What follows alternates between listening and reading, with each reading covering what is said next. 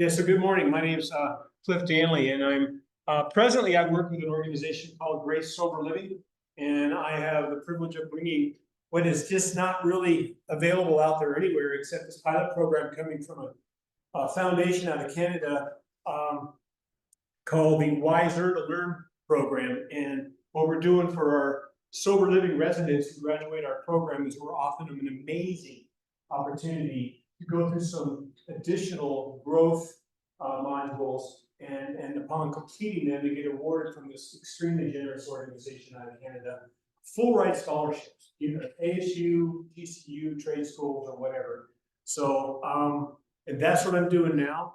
I have a background as a chaplain at the Phoenix Rescue Mission, taught discipleship, life skills, aftercare. Probably one of the most enlightening aspects of my journey is, if you can see that up there, street outreach. I mean, I worked with the homeless for years. Married, 3 sons and a daughter, all adults. And I'm here today in a huge and large part because of Reverend Michael Lassard. So it doesn't go well, it's his fault. And so I've already asked why you chose, and maybe your background and your interest for this. It's a small room. I'm open to questions. I got to manage my time well, but I do really well in an interactive setting. So I'm okay with being interrupted with a question. What I also will say is you should recognize from my journey, repeated themes, and I made sure I recognized them in my own life. And what I mean by that is I saw myself in the story. When I say the story, I make a distinction, and people say, well, and it's powerful, right? So Cliff, you tell your story or your testimony, and we know that's powerful biblically because it says, we overcome this fallen world by the blood of the Lamb and the word of our testimony.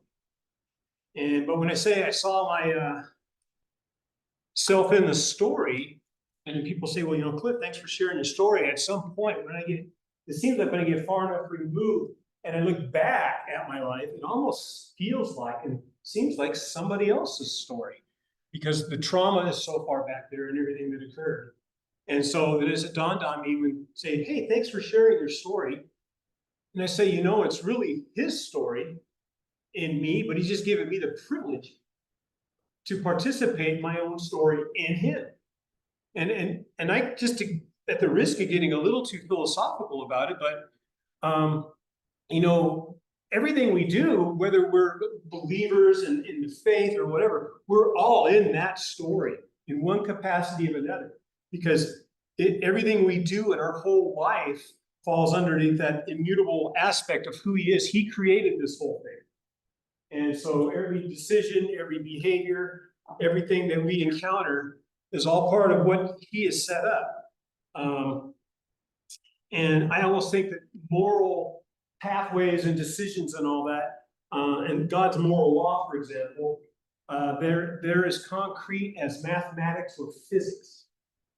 And it's also, to get philosophical maybe, in my journey, one of the things I've learned as we relate to the moral law, maybe the law of sowing and reaping, is that, and I don't want to step on any theological toes here, but in essence, we really don't ever break God's law. What happens typically is we just simply set another law in motion. Or if you think about it, this is what happened to me. I really didn't break God's laws. God's laws broke me. And there is where the story comes from. Another thing I'll draw a point to, much like what I'm doing with the senior scholarship at the beginning, is I like to reframe this journey of sober or addiction and to a discovery for purpose. My hope today is to maybe inspire, to encourage, definitely to glorify God. Maybe you all see yourself in the story. I'd like to start out and pray first. Heavenly Father, thank you for being here today. Thank you that every bit of this is about you, and we get to participate in what you're doing. Thank you for this room. Thank you for every soul that's in it. Thank you for the opportunity to just glorify you and speak on your behalf, Lord, because you want us to be the hands and feet and oftentimes the voice of who you are. So I pray this all in the great name of Jesus. Amen. I'm going to start off by reading this parable. This is the parable, Luke 13:6-9. It says, then he told this parable, a man had a fig tree growing in his vineyard, and he went to look for fruit on it, but did not find any. So he said to the man who took care of the vineyard, for 3 years now, I've been coming to look for fruit on this fig tree and haven't found any. Cut it down. Why should it use up the soil? Sir, the man replied, leave it alone for 1 more year, and I'll dig around it and fertilize it. And if it bears fruit next year, fine. And if not, then I'll cut it down. So at this point, I'd like to jump into just part of my story. And this may seem a little crazy, but this reminded me of times years ago when I was really knee deep in my meth addiction. I still had an old truck, and buddies of mine, we never slept. But we were on the verge of homelessness, not quite. And we would go out and dumpster dive. We would go looking for things, and it's amazing what you can find in a dumpster. And this was just our way of kind of getting a hustle on and looking for stuff and just being basically out of our minds. And one of the things that made me think of when I went into the dumpster and I would find this like stuff, some of it was amazing stuff. I was like, look, this is still good. Or look what somebody threw away. And I got thinking about it later. It's amazing how much of a disposable society we become. And we're disposable on everything. In fact, we don't even fix things anymore. Something gets broke, we don't fix it. What do? We just throw it out and we buy a new one.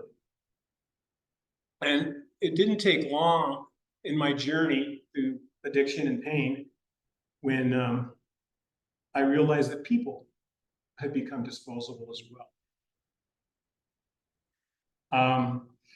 And that's why I look down here and I'm going to begin this idea that the man tending in the vineyard, I just labeled him a good gardener because he was determined to find the value in something.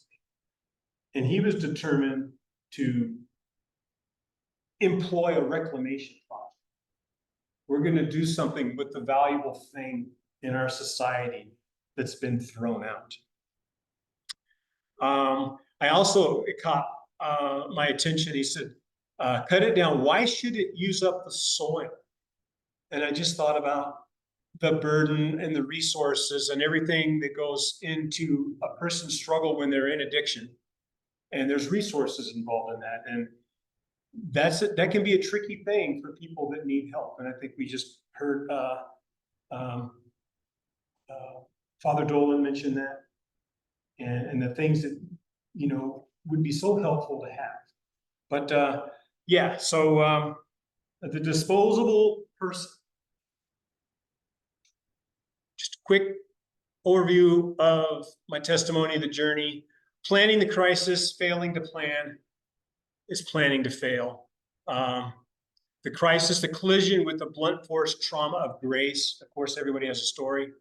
The place where the healing can take place. I have a story there as well.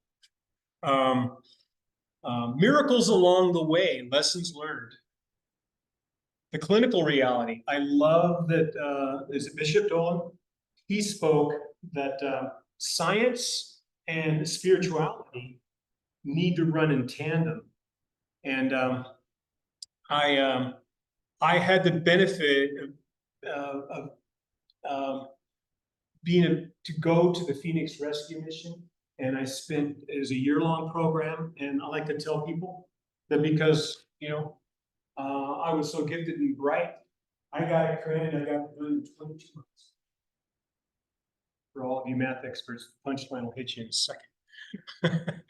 But the beautiful thing about what the rescue mission did is it was a Christ-centered program for those who suffered from addiction and homelessness. And it was married wonderfully. And the visual I will give is we have our faith and yet we have some very hardcore facts in terms of discoveries or what we know about how the mind works and how physiology works. And they did a good job of blending the spiritual program with the clinical program, and I'm forever grateful for it. But I'm going to cover the outcomes, where it led me, how I even got here in this room today. The dramatic times. I often think about people that share their testimony, and I've heard some amazing ones, 10 years in prison, and then I went here, and then this happened. And I think about the dramatic times in the dark places. But what I also embrace now more is what's more dramatic is the slow process of getting well. The crisis was a miracle. I think about where would I be had it wouldn't been for the crisis.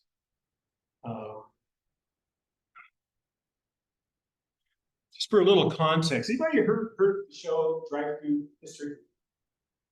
You have? Yeah, good. So I like that show. I like that host. I think it's on a cable channel, and the individual's kind of animated, and so I just thought, well, what is? I don't want to bore you with all the facts, but I do want to give you some highlights and some key points about that. So we'll do that now. So I became a Christian in 1987 after 2 lost years of 1985 and 86. By the way, in the 80s, that was when the cocaine epidemic was gone crazy in this nation. 3/4 of the Miami skyline was built because of drug trade money. There's an interesting documentary out there. It's actually a film called Cocaine Cowboys. And I go, wow, that was when I started the beginning of my bad years. But I had party friends, a kind of a girlfriend, Kim, that did drugs with me. We used drugs, and sadly, we used each other. Some of those friends I sold drugs to would also witness to me about Jesus. A couple of months had passed where I hadn't seen Kim, and there was a knock at the door. Big news. She was pregnant. She'd already, and this is amazing because, people come into their moment of clarity or their spiritual reset, and she shared with me that I've already had 2 abortions and I'm not having 3. So there you go. I'm going to be a father. Life was already becoming unmanageable, but now even more. Those drug-using evangelists were still part of my circle. I became a Christian, a father, and a husband all in 9 months. So if you're doing the math there, that one seems pretty easy to see what's happening. Every one of those things was based on fear of being lost. I found out that doing the right thing for the wrong reasons will still get you wrong results. I spent the next 12 years as a family attending church and tasting the goodness of God, but still struggling. Again, I think about Bishop Dolan speaking about some of these things just never go away. And it's a mystery as to when and why, how and why, when they finally do, when the breakthrough comes through. But I struggled the whole time. I just could not get victory over the power of the world and the flesh and the devil. After 12 years of marriage, I abandoned my wife and daughter in 1999. What I highlighted in yellow here, and I think it's kind of just yellow works, right? It's the sunshine.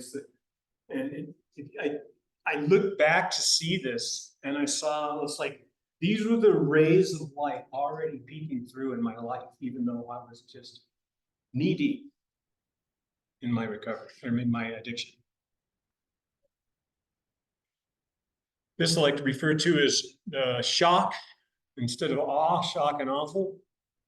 March 2005, after reaping years worth of bad choices, I found myself walking into the Phoenix Rescue Mission as a meth addict, recently released from jail. I was traumatized. I suffered from panic attacks, depression. I weighed 160 pounds. I was broken emotionally, physically, and spiritually. I was experiencing night terrors. I'll share a little more on that later. It was the worst time of my life. But again, looking back on it, what I didn't know then was it is, and it became the best moments of my life, is in God's redemption. And a lot of favorite Bible verses, but I love Romans 8:28, because God causes all things to work together for good to those who love him and are called according to his purpose. I had enough of a foundation in my heart from when I called out to God in 1987 on that Drive Through History slide to know. And I remember praying, Lord, I don't know what's going on. I know that I better marry the woman. I better call out for Christ. I better join this church, because if I don't, I'm just going to die and go to hell. And that was the first authentic cry for help. And I believe in that day, and I didn't know it up, and I go back and I think about the marriage and the birth of the child and becoming a believer. And I would just simply say to this, I didn't know what I was signing up for in any of them. I really didn't even know what it meant. I'm just thankful and grateful that he knew what the simple heart cry, the simple prayer. And he would honor that years later. And I think about it too, just a grand, I just do this. I love the big philosophical, the meta view. I say the worst day in human history. One could easily say, theologically, what's the worst day in human history? I'll fill in the blank on that question. The day we took the perfectly sinless man, God, Christ, and nailed him to the cross. What's the best day in human history? Someone could say the same day, for our sake. Plus or minus 2 or 3 days with the resurrection, right? Not minus, but definitely plus. How did all this happen?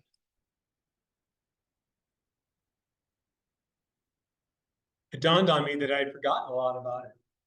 You know, one of the greatest things that we can, that the human brain tends to do is, for our own sake, much like shock from a wound or an accident, is the mind will just eventually start blocking things out. That's what it did for me.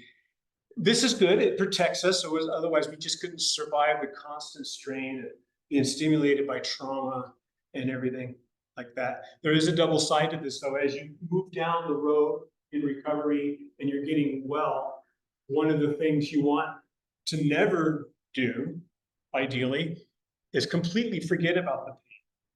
Because the pain and remembering the trauma is what helps us say, I don't ever want to go. And it'll trick you. It's almost like, and I'll summarize it like this: the brain will hide the pain and it'll accentuate the fun memories. So the trick is, oh, I had fun back then, or I was doing what I wanted. But what really happens is if you forget the pain and then you remember the fun, and then it sets us up, for me and addicts in general, with what we call a relapse scenario. We forget just how bad it was. And the reason why I titled this More Shock and Some Awesome is this is when it really got intense and ugly for me. But and it's no surprise here that it's almost cliche. What really brought me to ruin wasn't the consequences of using, but it was the consequences of using, and it was methamphetamine. It was using in the context of relationships. And so what had happened is I was with somebody for 4 years, and it was the most powerful, intense, and toxic thing I'd ever done in my life, along with all the drugs. And in that, I got my heart broke. Then I found myself on the streets. Then I found myself in jail, that type of thing. But I'll never forget the time when I knew I had crossed into this realm when we were having a fight, and her name is Jen. And I heard a voice out of her that wasn't her voice. And I knew I was probably in some dark places right here. But yes, so arrested, like I say, that was an eye-opener too, obviously. I remember being in a holding cell, and this is another one of these rays of light that come in, and thinking, And what had happened was, it was just a horrible situation where Jen was exceedingly hurt from things that were going on that we were doing. And she struck out in a sort of a cruel way. And I remember sitting in jail thinking, pray, okay, Lord, you know what just happened. I didn't do what I've been arrested. This was not what happened. And I'm like, and I know that you saw what happened, but that's not what happened. And I remember the Spirit of God saying in such a clarifying way, and I have about 4 of these in this journey. And he helped me replay what we call in recovery honest inventory, to do good inventory. And I said, well, he said, well, you didn't do this, but how many years did you sell drugs? How many years had you driven under the influence? How many years had you been involved in all this debauchery? And now you're crying in this cell because this one thing that brought you to jail, you didn't do. And so this honest conversation happened. I just simply said, so I really should probably be doing 5 to 15 years in prison. I'm really honest. So, so I got released from jail, and obviously I was homeless. And then I will also, there's the Streets of Joy Shaking. And I found myself at a place prior to going to the rescue mission. And they allowed me to come in and sleep in this portable building until they could do an intake on me the next morning and in subsequent nights. And I was calling out to God, but obviously I had physiological withdrawal happening. I had, just spiritual torment. And I was laying in a little chapel room until I could get a bed there. And I would be shaken by, I can only say, looking back, were demonic spirits. And I would just wake up just so traumatized, like they're in the room. I felt like it was a building. They have them on those concrete pillar pylons or whatever they are. It's a portable building. And I felt like the whole building was shaking. It was the most real dream that I think I could share with you. Like, wow, what is really going on? What's happening to me? And I actually was able to speak to a counselor later about it. And she would just pop in once or twice a week, and I could see her face. And I was talking about, wow, I'm being tormented at night by what I think are demons. Well, I knew that. I had enough theological knowledge to know, but I exposed myself to, and now I'm probably definitely, reaping the consequences to it. And she introduced me and reminded me, and I actually didn't know, but it was Psalm 91. Do not be, overcome by the terrors of the night and the arrows by the day. So, but yeah, I was sleeping in abandoned cars. Even that first night at Streets of Joy, I slept in one of their ministry vans. But then things took a little turn here. This is when a little bit of shock and then some awesome clipped in. I was still homeless, but sometimes, much like the drug-using evangelist that would come over to my house and buy my drugs for me and tell me that I needed Jesus. And I just thought that was so weird. And yet, who knew that I would just say, that's very nice of you. But at this point, I just need the $120 for what you're coming here to buy. And so there's these little moments along the way. And I was staying at my drug dealer's house when I was homeless. I'd stopped with the nonsense to the degree that I wanted to start to get help. I still didn't know, by the way, that I was going to end up at the rescue mission. But and he helped me.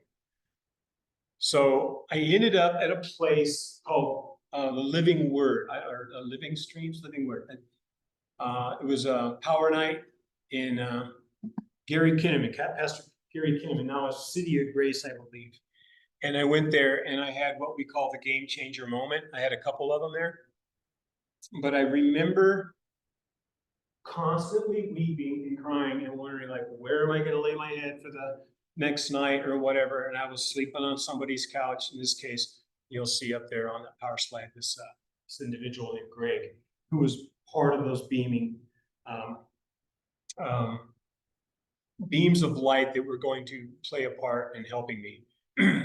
But I showed up to a church. They said, come to this power night. So I went to the power night. And I remember thinking, when people ask what's going on and how can I help, I could never really tell my story because I would just weep. So I thought, well, if they're going to ask me what to do, well, how can they help me? I just simply wrote down on a 3x5 card everything that I knew that I would hopefully want to say, but I would never be able to articulate it. And I showed up at this power night, and it was an intercessory prayer group. And so when it was my turn to come, they would bring you in to be a circle of chairs. And we all sat in a circle. And the first thing I saw was looked like an African woman, with a real tight haircut. I'm almost say like Sudan, and her young son, 12 years old. I'm thinking, I have things that on this card that are probably not fit for young people. So I remember sitting down, and we were seated in this circle. Every other chair was open. And I remember just thinking, well, here's the 3x5 card. I don't know what to say, but I can't share it verbally, and I'm not going to read it. So I just slid it under a Bible on the chair next to me. And then I think at some point they said, well, how can we help you? I can't remember, but I think I handed the card off, and they read the card. And then they proceeded to pray. And I'll never, ever forget. I was listening to them pray, and it was two women in particular. They were all women, except one gentleman. And at some point, I don't know whether it was the first or second or third, this woman prayed.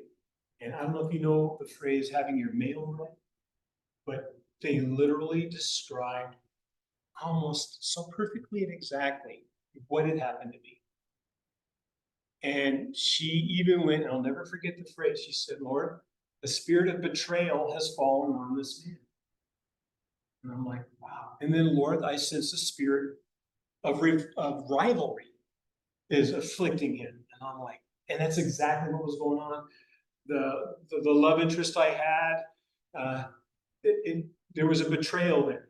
And she had a daughter who did not be with her mother. And this thing was so ugly and sordid. And I'm like, wow, how did you know? How and that, to me, when I was so broken and so starving to be heard or seen. And what I'll simply say to that, that was me being pulled out of the dumpster, knowing that God is actually watching. And then the gentleman prayed, and he said, I almost don't even know what to do with this, but he says, I see you behind podiums, I see you speaking in ministry. And I'm just like, I'm a homeless meth addict. What are you talking about? So I thought about it, and it made me reflect on Luke 5. And it's a familiar passage there where Jesus performs the miracle with the fish. And I'll read it real quick.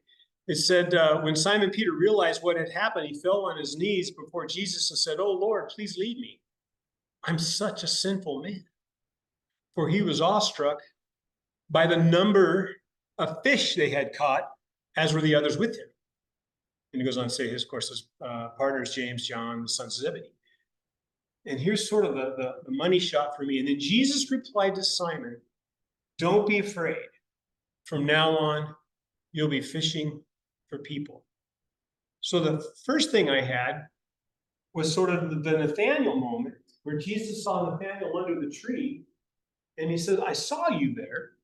And so when those intercessors prayed for me and said, a spirit of betrayal has fallen on you, and a spirit of rivalry is afflicting you, I literally was in my chair, and I just kind of slid out and almost fell flat on the carpet. Weeping is like, wow, for the first time, I was able to tell my story, because there was a restraining order on me, and I wasn't allowed to tell that story. And now I'm just out on the outskirts of life. And then when that gentleman spoke, and I don't know what to say, but the miracle was so big that I was actually seen and heard by God, that he knew, and they conveyed that message. I likened it to Peter. You know, seasoned fisherman, thought he knew about his life, thought he knew about his craft. And Jesus comes along and blows him away. And he is so overwhelmed with what has happened that he said, "Depart from me. I'm a sinful man." And it's interesting that the first thing Jesus did, apart from knowing that he was terrified, and being terrified, oftentimes you just want to get away, especially when your sin comes up against and bumps up against holiness. I can totally identify with Peter here, Simon in this case, right? But he said, "Don't be afraid." And then the next thing I thought was really powerful, and this goes back to the earlier slide about it's not about sobriety, that it's about purpose. He told him, "From now on, you'll be fishers of men. You'll become fishers of men." And I thought, so the second individual, when he said he saw me speaking and he saw me whatever, and I do a lot of teaching in small settings. What that did was speak to, not only was I seen in the crisis and seen in the trauma, and not only did he say, "Don't be afraid," but I have a calling and I have a purpose for your life. And all right there. So I say, yes, that was the game changer. I moved from being a believer, not away from being a believer, but I moved from believer to the truster. Believing is one thing, trusting was another. And now I knew, I think I'm going to survive. Wasn't too long, though. I did make it to the rescue mission because I did need long-term residential help.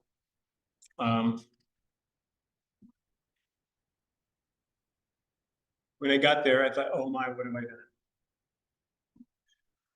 To describe the mission is a unique thing. It's down on 35th Avenue in between Lower Buckeye and Buckeye. Does anybody know the neighborhood? Yes. And of course does. And depending on the temperature of the day, you could smell the odor of them cremating animals just a little farther away. Also, depending on the time of day and the temperature, you could sit on the little back patio of the mission and you could hear Sheriff Joe's tents, and that's the intercom. You could hear that sound. And I just thought, wow. And it was rough. I remember waking up in the morning, they put everybody in one giant dorm room and there's bunk beds in there. And they would roust you out in the morning to get your day started. But back then, and the place is the Taj Mahal now, it's so pretty. Back then, they didn't even have bathrooms that we could use indoors, except for a few that some key individuals could go. So people in the shelter would wander out, and then they had about 6 or 7 porta potties outside in the summer. That's no fun. And you would come wandering out, and you just like, what have I done? And I especially remember the first morning. Oh my goodness. Looking around at the people around me. By the way, I haven't passed in homelessness, but I made a lousy homeless person. I was not good at it at all. And I had a very short career in it. But I remember being rousted out in the morning, and you're just going across this long parking lot, and there's the porta potties, and you're just standing in line, and you're just saying, I was saying to myself, what have I done? What have I done to myself? And it's so, I don't know, degrading or dehumanizing to be waiting for your turn, and I can still hear the slap of that plastic door as somebody was done, and I'm another step close. And these traumatizing realities, even if it's not, it's just from where I ended up, those all played a part in what was happening to me. Walking Dead Man zombie. You know, when I made it to the mission, I knew I had enough faith. I knew I had somebody who's spoken a word over me. I knew that God had seen some things, saw things in me, and that was relayed to me to give me confidence to go forward. But now I find myself in a very rough place. And I was suffering from the separation anxiety. I was suffering from the fact that there was just, weren't going to be many people around. that I was going to be able to tell my story to. At least I felt like that at the time. And what it really feels like is the old man. I mean, I had used drugs in some weeks even before I got to the mission because I was just determined to not go down that road. But I remember thinking, the old man is dying, and I didn't get this until I looked back on it. But the new man didn't know who he was. There wasn't any manifestation of anything that looked like life. So I reckoned it to just sort of being in this zombie land. And I think about even the principles of what a zombie is. A zombie is basically a dead man that feeds on flesh, which is really just a graphic description of what a life, what I was doing was like. So, so the old man's dead, new man hasn't shown up yet. Who am I? I also think about the severing of this relationship and the brutal way it happened. And I think about, again, I use the word severing because I was reminded, of course, I don't have any direct experience this, but does anybody know what phantom pains are for somebody who's had an amputation? Yes, of course, some of us do. And it was as if I was suffering from phantom pains of this relationship that had been severed, and yet it still felt so connected, and it just hurt. It just hurt like crazy. And then being in a place where I looked around and I saw what are for years, chronically homeless individuals that I was sleeping in the dorm room with, and I'm looking around and I'm going, wow, again, what has happened? What is this place? But it was the only place that was going to take me in. And I wrote early favor down because, again, invariably, God shows up. So it's a shelter, but within the shelter is a 21-bed program. And that's all they have room for what they call their long-term residential recovery program. And I remember you could sign up for it, but then there was like this incubation waiting period where they had to find out if you were really worth your medal to get in this program. And I remember one of the managers of the program, or coordinators or whatever, he said, so there were 4 beds available. I'll never forget, he'll be telling me that. And he looked at me and he said, but you're number 22, you're the 5th guy. So I don't know, it doesn't look like you're gonna get into the program, not anytime soon. And I looked at him and I says, I don't know how, and I don't know exactly how, but one way or the other, I am getting into this program. And that was a Friday. And then over that weekend, 2 of the guys went out the gate to go get high. So there I was. So I will never forget that, though. I was not going to be denied.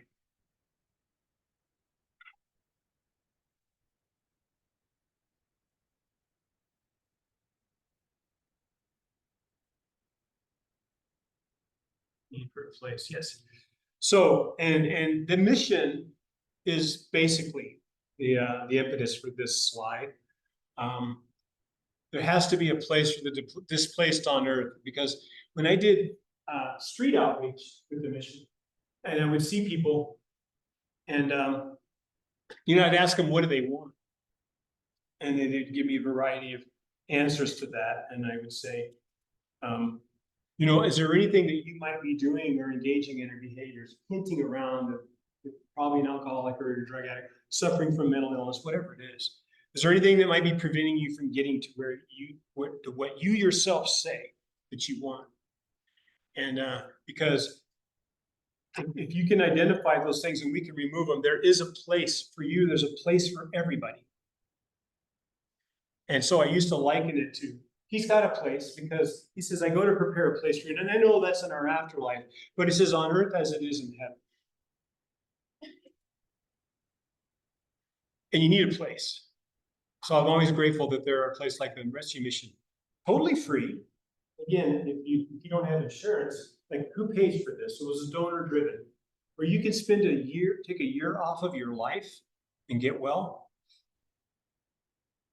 But the shame and trauma, you need a place of relief from that intensity. I did have a counselor one time say, when I was in the therapy sessions, that, yeah, I was exhibiting classic PTSD symptoms. But the other place was, the other reason for the place is to enter the rest. And they had the banner up, I think it's Matthew 11, come all you are weary and heavy laden. Yeah, it's there. I have it. Yeah. And I will give you rest. It's a place where it can all stop. Quiet place to hear him speak. And one of the things that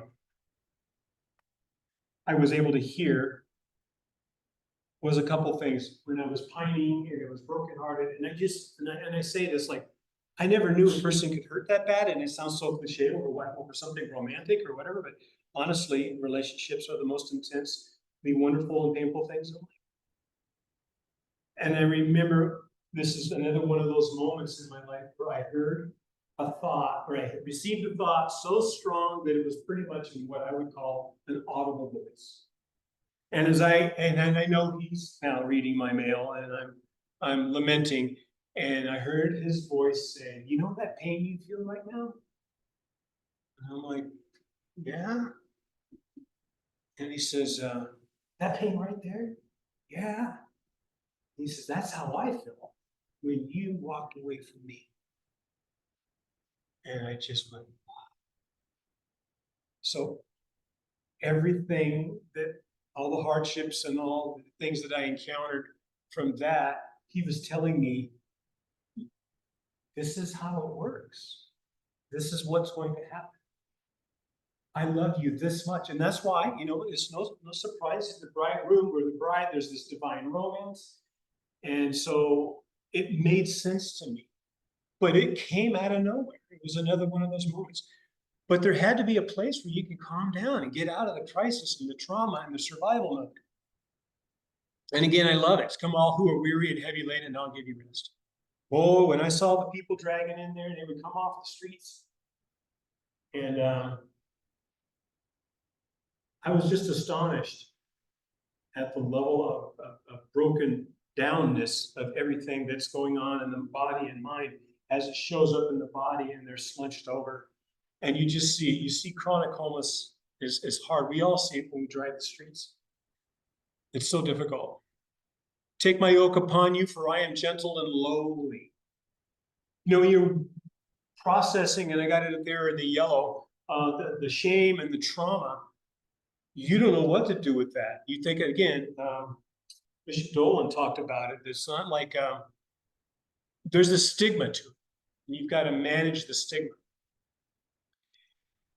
And it helped. And this didn't come into clarity until years later.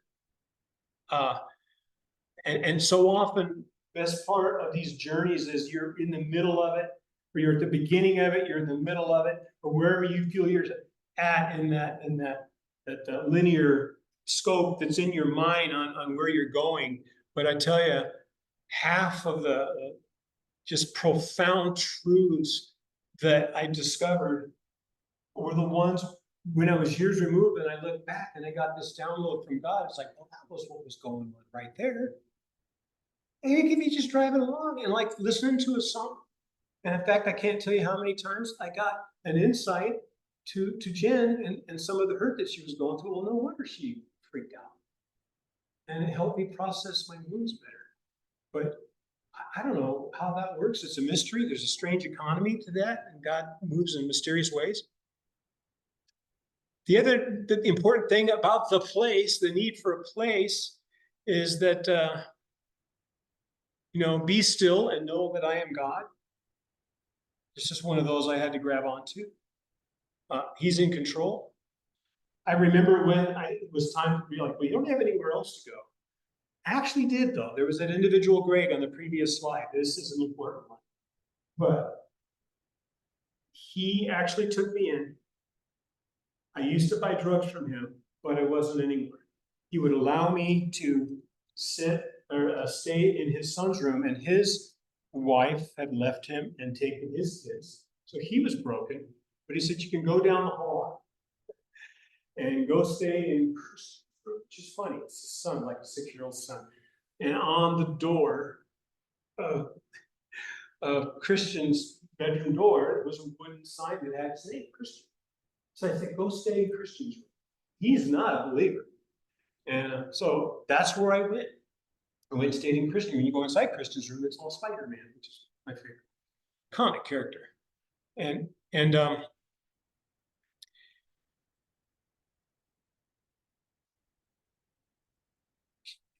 me see here. Oh, the idea behind the shame and the stigma is that he is gentle and lowly. But there was a kindness from Greg. Oh, I know what it was. I didn't know where I was going to go. I thought there you go. I'm finding my way back. I thought I didn't have any other place to go, but there was one crossroads. And Greg, even though he was not a Jesus lover by any means, he was willing to just try to help me. And I was on my way to getting a new job in a new place, but I knew I was too horribly broken, and he was going to train me in a new career, and it was going to be great. It was going to make lots of money, and part of me just wanted to get back and get victory on my life and just bounce back and show them or show her or show whatever. And he invested some time in me, and I'll never forget the day he said, you got to show up for one more EPA class, and after that, you'll start Monday, and you'll go up to Flagstaff in the summer, and you'll make good money. And I remember saying, Greg, I can't. One day he said, report here. And I said, I don't have to tell you this because you've helped me. You've let me stay in your son's room. But I can't. I've got to go to the rescue mission. I just know that I do. And I said, if I go there, I'll just get to get my faith back. So I started telling him what's going on. And I said, here's the deal. I know you've done a lot for me. I know I even owe you money for drugs. And this man said, you don't owe me anything. Here's what I want you to do. He says, I want you to go get well. And he says, and I want you to become what we call, I didn't know recovery language, by the way, become a living amends. Does anybody know what that? Have you ever heard that phrase? A living amends. I'm not going to be able to say to the person that hurt me, I'm so sorry, can I apologize? It's step 4, 8, I think. You made a list of those you had wrong, and you became willing to make an amends to them. When doing so, will not cause harm to them or yourself. And he says, just become a living amends. And what I want you to do, you'll never owe me a dime as long as you're successful.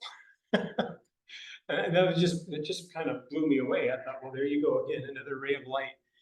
So I cast my lot, and my analogy is, Lord, I'm jumping out of the airplane without a parachute. And you either catch me or you don't. There's the train of thought recovered.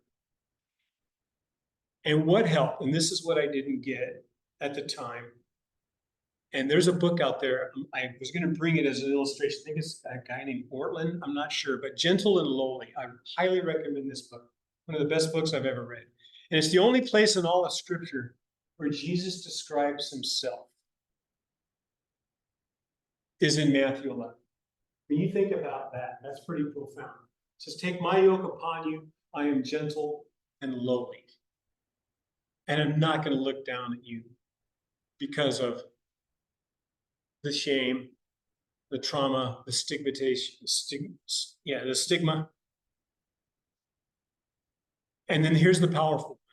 Back to Bishop Dalton. And it is funny how these things weave together. The need a place. And I wrote, a safe place for the horrible prayer.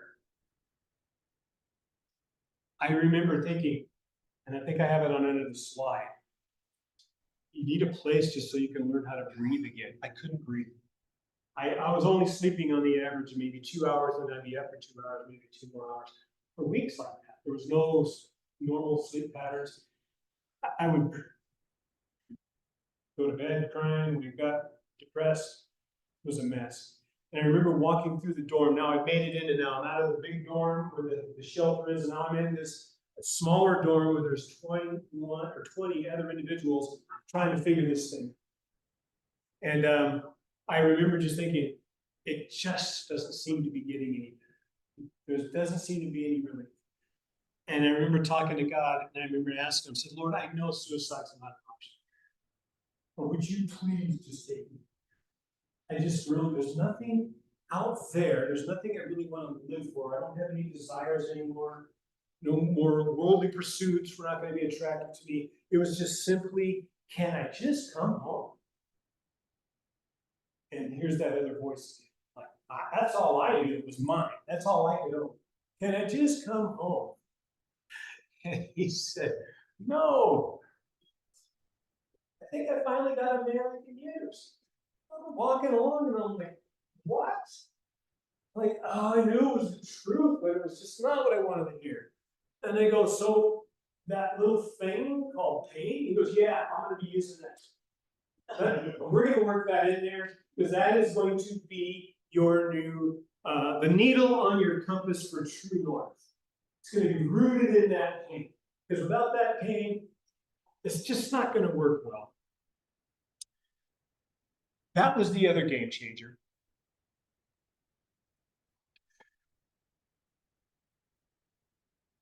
And you know, and I'll say this, the need for a place. Most of life, and this was what I knew when I got to the place, is remembering, for me, I'll speak for me, I statement here, is remembering what we already knew. I had enough. I was at a good church for almost 12 and a half years before I ran out and abandoned my wife and child.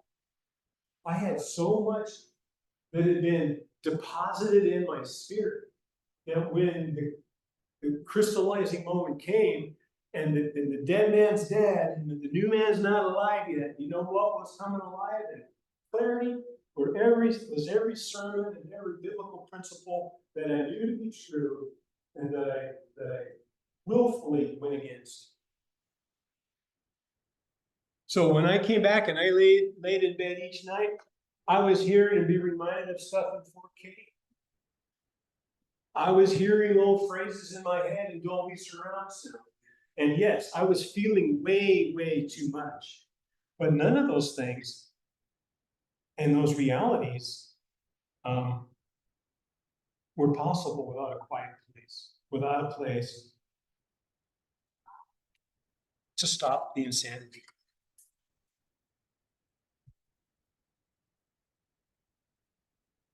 The other reality, the other thing I learned in my journey, and I titled this slide, Floods to Drops. Why healing and getting well takes so long. Now, the trauma and everything else doesn't seem to, some of that stuff happens in an instant. In fact, I forgot what the passage is. It's like, why are you so surprised at these things, like these fiery trials to overcome you? I'm pretty sure there's Peter in there. But I mean, wasn't even, a righteous struggle. But crisis happens, intensity happens fast, everything, damage happens fast, like a sudden car accident. But healing and getting well takes long. First thing I had to do again was learn how to breathe. And then dealing with the fact that trauma happens fast, it happens with intensity. Healing happens, and the analogy or the illustration I have in my mind is it's slow and it's almost undetectable. You don't know you're getting well when you're actually getting well just by simply, it's just hard to measure, right? So I liken it to, there was a field next door. We were allowed to go over there and walk. It's a desert field. But I thought about those little areas of, wow, wouldn't it be great if they could just turn that into a big farm or gardens out there. They eventually built an amazing new facility there. But I thought about the germinating seed under the soil. And I thought, that thing is alive and well, it's germinated, but it's under 2 inches of soil. And it takes a while before that thing can break through the ground and it can be seen. And that's where I put myself in the story. It's like the old man's dead, the new man's just hanging on. Now I know spiritually, I'm seated at the right hand of the Father. I am good, but in this experiential, consequential reality and lesson that the Lord wants to pull me through, I'm this seed that's barely getting the water, or, it's slowly being dropped on me for growth.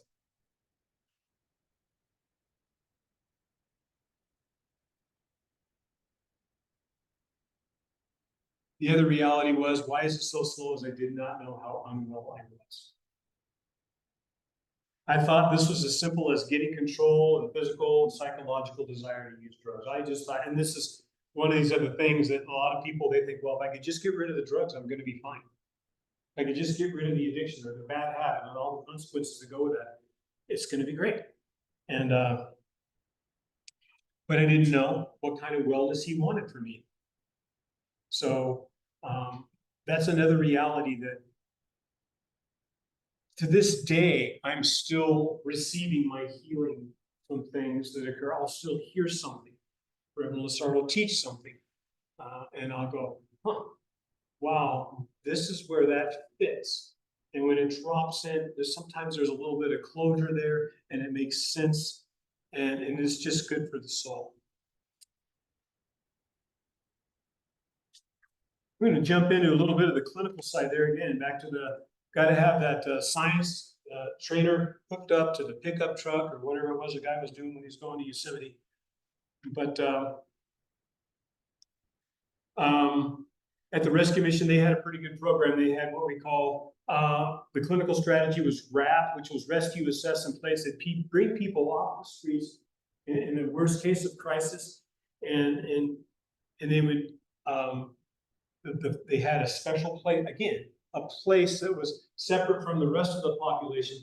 It might have been a little farther along in the work that they were doing, and we didn't want to cause disruptions with somebody new coming in and causing triggers, that type of thing. And then they moved on to what they called foundations, and that had what we call 2 months of blackout. Some of you might know what the reason why the strategy behind a blackout, but I'll just simply tell you,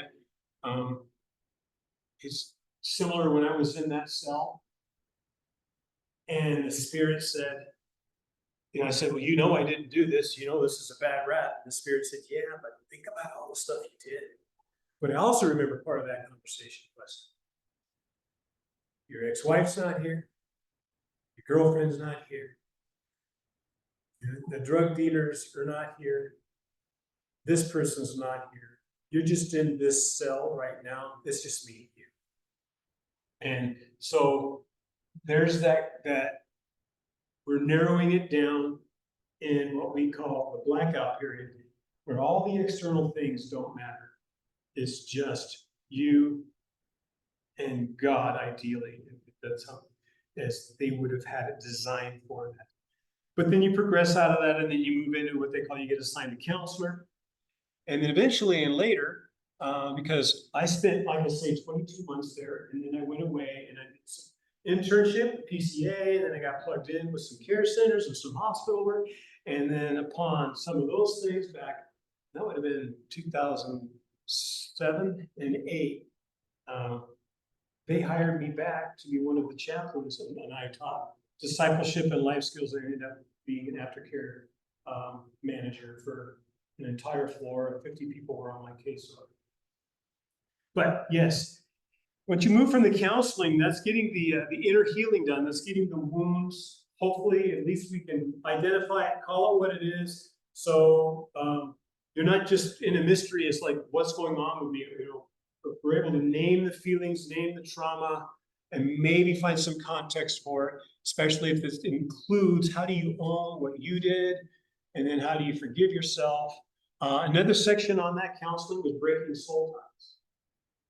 That was big for me, because in the generation I grew up in the 80s, and we were connecting and attaching ourselves to the people that we, it's just going to cause a fragmentation of our soul. And again, across the way, the spiritual benefits, you can breathe. There's stabilization. The blackout time, man, the wilderness, right? What do we know about the wilderness?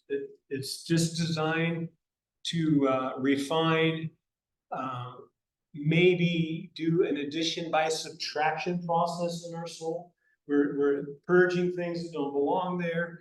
We're embracing things that should. And I look at all my favorite, Bible patriarchs, whether it's Joseph or Moses or even Paul, they all seem to have to go into a wilderness season of life just to get their equilibrium. The calling was there. And so the dead man, the zombie, is walking around in the wilderness. But again, and I mentioned this earlier, the counseling and the discipleship is when you learn more about God's laws and again, how that works, cause and effect, then it gives you context for what happened to you, to me, and then now we can move on and grow.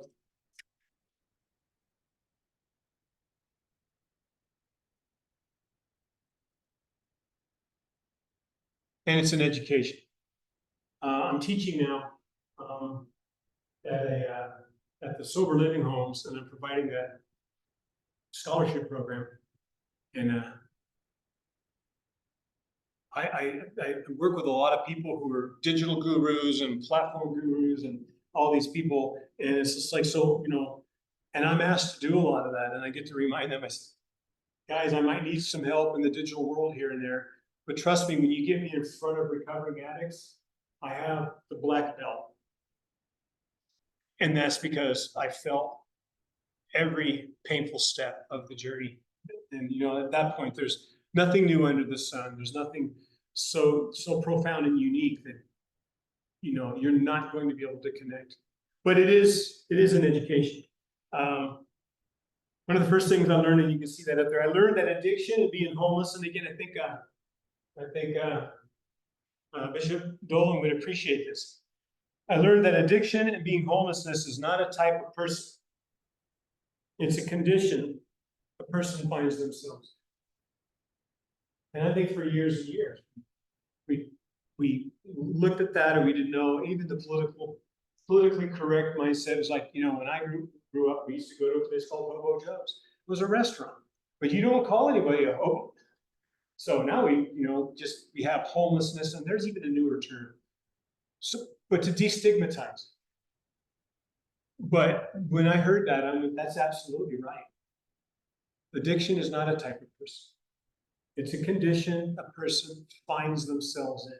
And so when I would meet people on the street, and again, the most interesting days I'd say at the mission was being on the street with a small team. We'd go out with water, hygiene packs, and lunches, and we would just talk. And the fact that it's a condition they find themselves in, to quote Dr. Sang Blue, trauma-informed care. Is anybody familiar with trauma-informed care? And so his mantra was, it's not what's the matter with you, it's what happened to you. And it was connection before correction. And how can we build these? So when I would meet people on the streets, I would do that. I would say, what happened? What did you, at one point, what did you once want? So if I asked them, what do they want now? Like, I didn't want to get another job, get my own place or whatever. And I'm like, well, have you ever had it? Like, well, yeah, I used to be a foreman at such and such a place. They all have impressive stories in the past. I go, well, so getting a job, maybe an apartment, you had it before, but you lost it. Maybe that's not the greatest need. Maybe the greatest need is to find out what happened to you.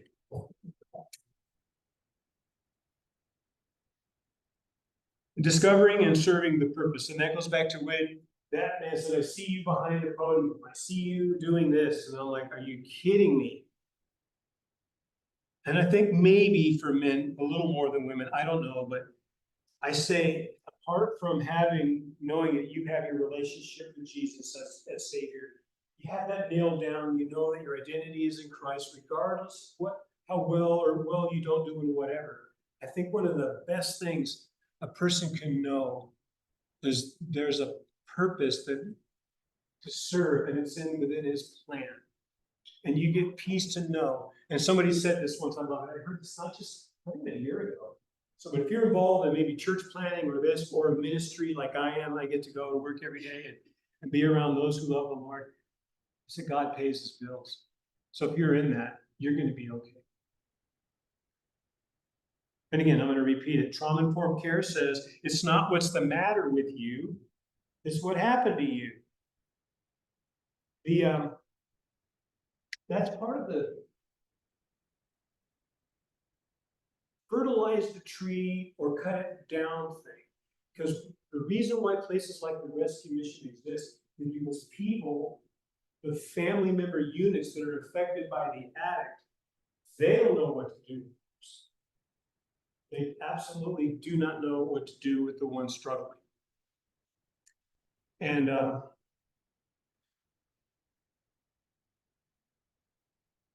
so when you have a place to go to like that, then they can invest the time and the resources there, and you're in a place with like-minded people.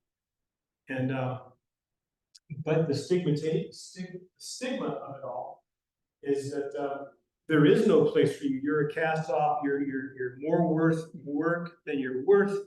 I can't take it anymore, and likely so. There are some boundaries that need to be set. So that's the reality. The best example I can give, when I was in the program, I had my bed sat across from another bed. There was a little Jewish man named Michael Levi, and Michael was a lawyer.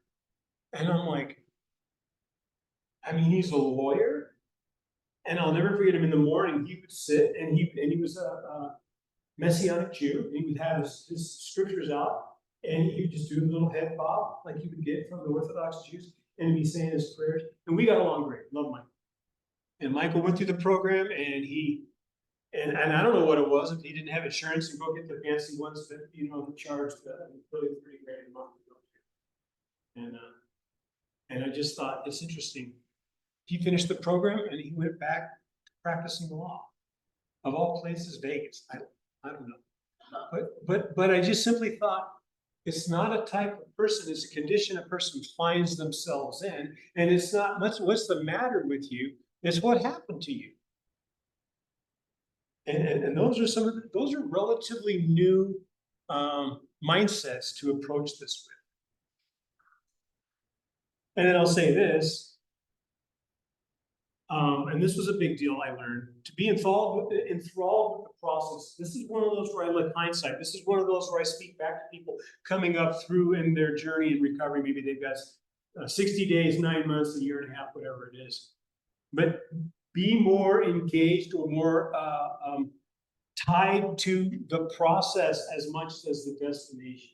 And I have a story about that as well. I remember, so a lot of people are like, how long is the program? And you go, it's a year-long program. I'm like, Peter, I'm going to do a program for a year. And I'm like, hey, I didn't even want to leave. In fact, it took an act of God to get me out of there. That's a whole nother story.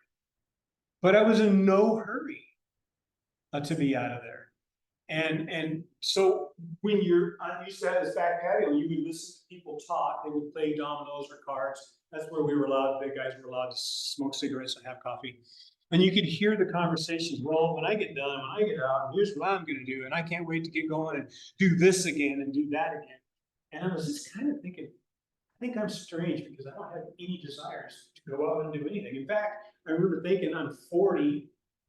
And I'm like, well, if I go back into the workforce, the days of finding some big company and working really hard and getting a retirement package or, pension, those don't exist anymore. So my mind was, I'm in no hurry because when I go back out those gates, that's the grind. This is this special place. In fact, I reframed the whole Phoenix Rescue Mission experience in terms of this really grungy, dirty, porta potties, shelter, homeless shelter. I said, well, I have to reframe it into a spiritual inventory.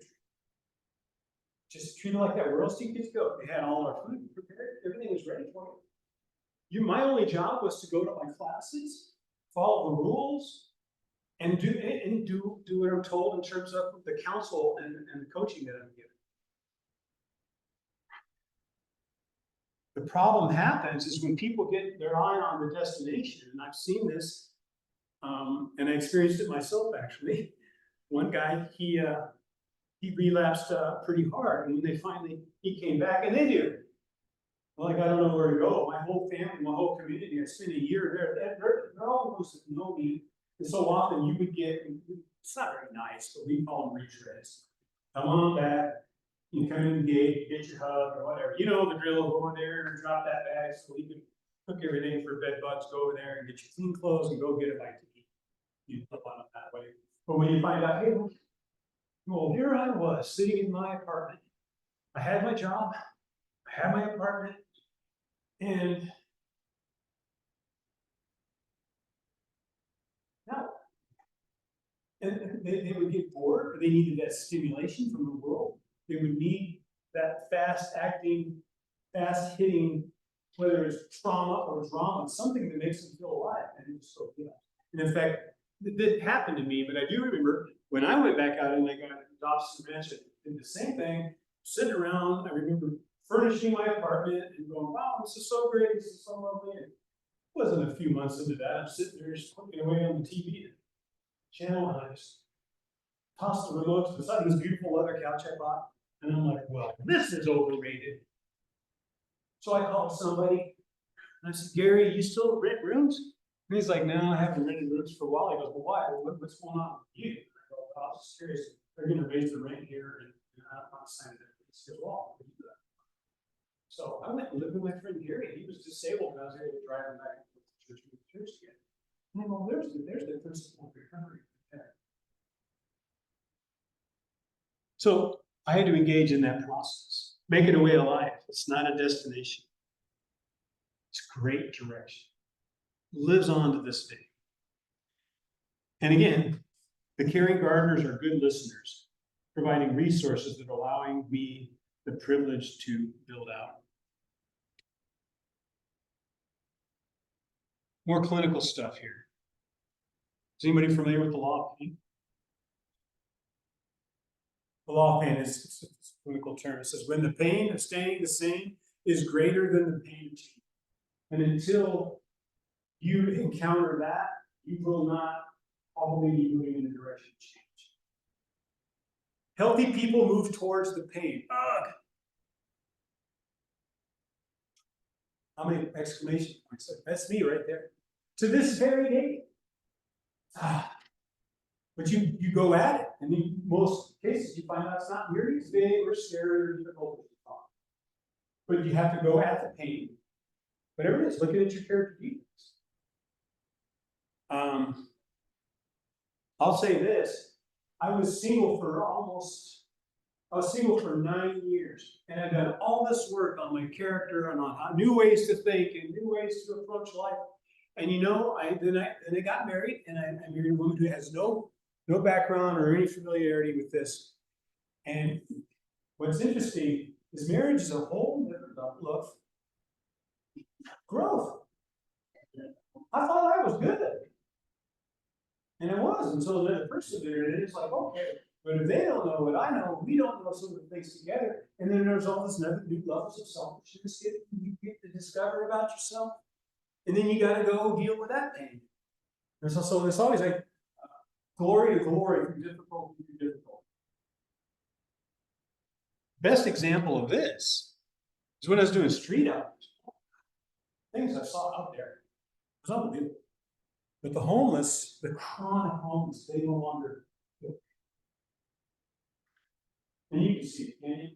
You pulled up in the panhandle on the other side. I used to drive on the canals around 35th Avenue in Phoenix and East Valley, and I would pull up on people. They have their camps. They're sleeping on concrete. They're sleeping in 115-degree weather. You know, they haven't maybe bathed in forever.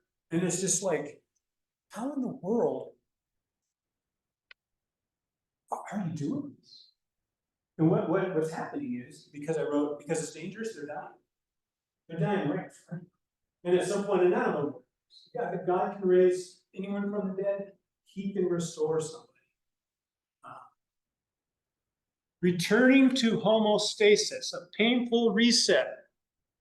And this is where I wrote it. In the beginning, I kind of talked about, my philosophy about just how life works in my story as part of a bigger story.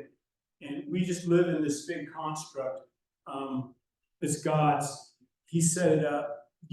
And so that's why I wrote The House Always Wins. I don't care what you do, right? Your sin will find you out. There's reaping and sowing. the book of Proverbs is full of that. You are just not going to pull one over on God. The interesting thing about reaping and sowing is the sowing, the reaping part. If that happened immediately every time we made a poor choice, dysfunction and addiction would be a lot less. But the fact that you can sow something today and may not reap it for years, there's a mystery in that economy. But I'll tell you a story about that. I remember being about 60 to maybe 90 days in the program. And I stood up from this conference table where we all met in the Bible study, and my back locked up. And I was like, oh my gosh, I fell flat over on top of the table. And I needed people to help me up and carry me to my bed. And then at the same time, because of meth, my teeth I was having abscess teeth were hurting me. And so this homeostasis, this painful reset. And when I was using, I was never sick. I never, like I said, I never had a sick day.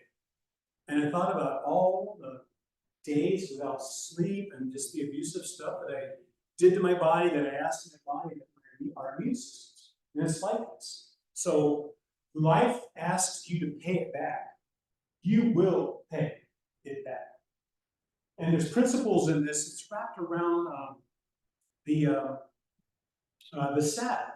If you don't give it the appropriate rest, the Lord biblically said, hey, every so many years, every 7 years or whatever, give the fields a rest. If not, the consequences are coming. And so I had run myself racing and chasing and running and gunning for about 4 years, so intense, never had a problem with anything health-wise. And the minute I go in to get well, what happens? I'm a sick mess. And the only reason I know this is the counselor walked by, this is the clinical. He said, what happened to Cliff? Oh, he's laying over there. He can't even move. And he just goes, yeah. He check his watch with the calendar. When did you check? Yeah, 3 months ago. Yeah, you're on schedule. Well, thank you for that. So my immune system was running triple time for years. But when I came into the mission and I took a deep breath, once I figured out how to breathe again, my immune system laid all of its, it's like a little army troop, right? A little battalion. Okay, we can rest, yes. So they all laid the weapons down and they went to sleep. It's like, okay, we're done. We're not doing an immune system for you, but it's you refuse us. And it comes back. Pain produces clarity. I think I got that. Here it is. The clarity. 1 Peter, therefore, since Christ suffered in his body, arm yourselves with the same attitude, because he who has suffered in his body with sin, as a result, he does not live the rest of his earthly life for the evil human desires, but rather for the will of God. I was reaping what I sowed. But that's that formula. House always wins. Life will get out of it. There's the guy said, life finds a way. Spirit finds a way. It's his deal. And like I say, it's just how it pans out. So in the other part, I put this in here because I thought this was important. So the mission, I call them the good gardeners, I call them the mission, I call them that ministry, the counselors, and some of them were just the land, they were actually better than the pastors. But when the gardeners are not perfect, or when they're messing up, and at some point, I had actually more biblical knowledge than some of my educated counselors. But you're not in a place to kind of puff up or talk too much because you're the one that's sleeping in a bunk with one. They're the one driving a nice car. But what happens is there's just always drama. The enemy's going to want to be in Christ in your ministry, and he's going to want to make people mad. They're going to have a fit, and they're going to walk out the door. They're going to go out the gate, and they're going to have a big bad case of I don't have to put up with this. And what I realized pretty quick was, I'm going to come under your authority because that's the authority that God takes above. And I'm just going to trust in this sometimes awkward, imperfect process. And it had a payoff. Progress, not perfection. It's a time patience thing. Again, every day of my life belongs to him anyway.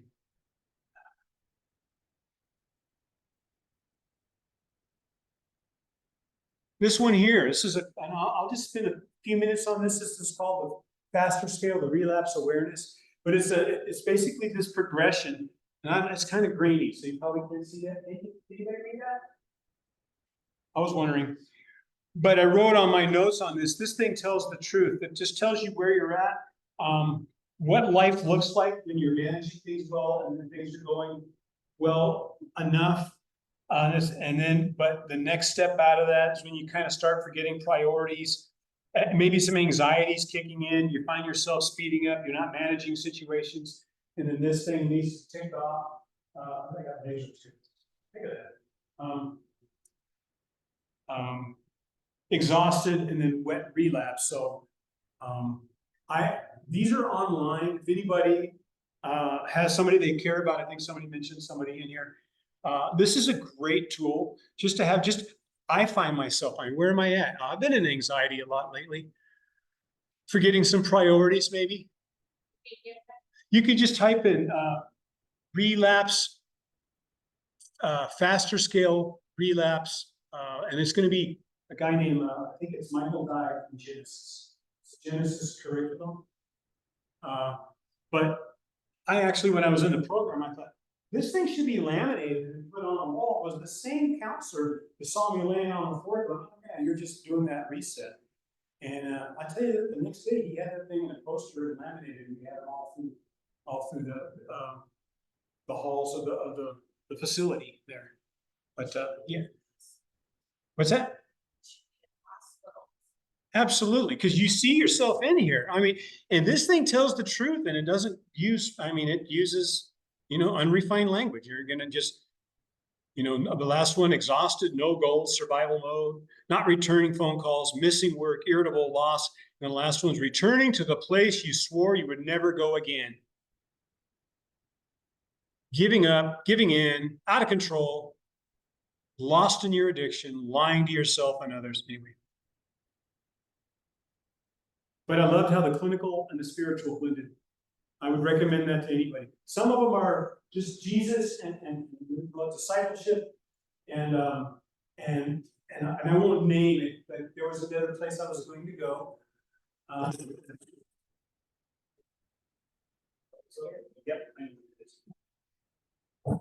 There was another place I was going to go. They emphasize the discipleship piece more so, and they were not big on the clinical piece. And I remember I visited one of their like family nights, power nights, and I don't know if that's all they had, then Jesus would have said, then I will use it. That's all they need. But if you can get the clinical and the spiritual, the spirit-filled counselors coming alongside you, it's better. It's worth it. I think my timing is going to be going pretty good. Yeah.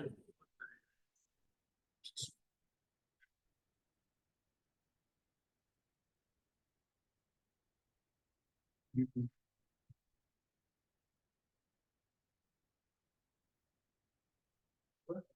Yeah. When a family member is somewhere in this process, what your family members do to help us the most? When the family member is in the process for the loved one that's in the addiction. Yeah, what their family members do. Well, the first thing is to just be aware of what the services are that are available out there. Define those options to the loved one, the one that's struggling, and then honestly paint a picture of what it looks like, right? And set a boundary. So that's what happened. So if I don't care where you go, she can't be here. The next, I don't care where you go, she can't be here. Hope you don't end up in the dumpster, but you don't want to really kick you to the curb too far. But to just, it's information is knowledge. And to get, there's an amazing group out there called PALS. Anybody familiar with PALS? Parents of addicted loved ones. That would be one of the first people that any family would call for referrals and other resources. But it's clearly and soberly, defining what the challenge is going to be, what it's going to look like. By the way, you can't cheat God, because in the end, he'll have the last word in everything. So, but yeah, relapse awareness scale, I think it's Michael Dye Genesis. Michael, D-Y-E, Dye, Michael Dye, I believe. Doing real good, Ann. I think I'm closing in, coming around the corner. Look, Yeah. if a person finds himself, struggling with how to maintain, their own sense of self with someone in their family struggling, how can they themselves survive? So that's going to also be in what you call your codependency groups. And just find them that are out there.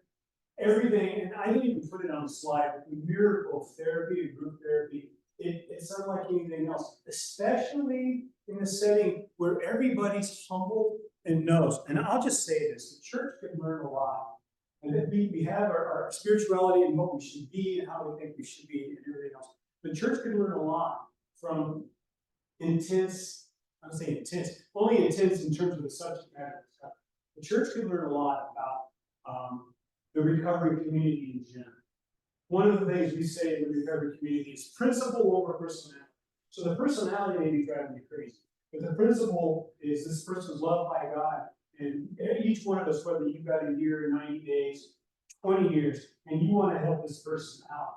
And sometimes, and it may be getting better, this trauma-informed care is now landing in churches. And in fact, there's a term out there called, I think we can become a trauma-informed care church. Became recently a member of a newer church, and I would wish every church would at least embrace that. Because it goes back to, it's not, what's the matter with you, it's you. And then it goes back to connection before correction. And all these things that just make a difference. But the codependent groups, therapy groups, they're out there. Well, it just depends. So intervention to me is just essentially what Michael was asking. That's essentially just setting boundaries. But in terms of like, well, there's the band going to go up outside, like that show intervention, you think about that? Same thing, they made a show out of it. And then sometimes what that looks like when it's accumulator, when it's reaching its peak, is everybody says, well, here's what you did, and here's what you did. You got drunk and crashed the car at my wedding, you know, all these things, and then they say, we're done with you. So it might be off to the dumpster, off to it, you know, or there's a van you're gonna pull up, and this show, right? And you're gonna be whisked off, you're gonna catch a flight, you're gonna go to Malibu, you're gonna be in the recovery center there in Malibu, and of course they're gonna bring you your paper, you're gonna have a nice white robe, and there's gonna be hummingbird feeders outside, and that's how you're gonna get well. And the only reason I say that is such a contrast for the porta potty mission that I went to. And yet all the magic happens there.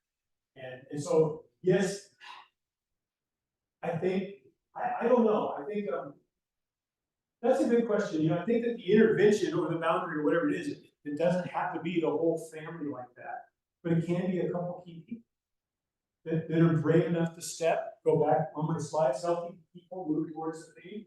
I had to go confront my son or my son-in-law. I think though that the individual is actually to the point where nothing else. Because from experience, we did this for him, and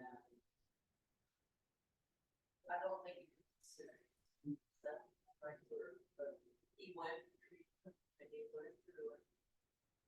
But Okay, so you remember the slide, the wall thing? Yeah. I was in that program. I made it in 21 beds. Now the whole place, there's no homeless shelter there. It's 100, 200 people in the country. When I was in the program, and the 21 people that were in our program, you know, when someone graduates, you know, real slow process. I would say only 5 were serious. And I was one of them. I just felt like I was serious. So much so that there's even a sense of division within the ranks, you know. They sense it, and then the enemy plays games in there to challenge this. so Only 5, so you think the spiritual component, Jesus has a lot to do with that. For me, everything. Now, I can speak to this. I can know that in the rooms, the 12 steps, all that, there's the higher powers. There's a lot of people out there just working principles without the specific God of Jesus, for example, and they're doing well. And I've got thoughts about that. You know, what the good is to do to gain the whole world, lose your soul. But I don't know how people do it without Jesus. That's just me. When I heard the voice, hey, I got you. When somebody said, oh yeah, you were betrayed and there's a spirit of rivalry, it's like, only God knew that. That they saved my life. I had it written down. They actually gave me a tape recorder, cassette of that. So, am I looking at 5 minutes in? She's giving me 5. All right, well, and I love, can you tell, I love questions. That's where I thrive on that.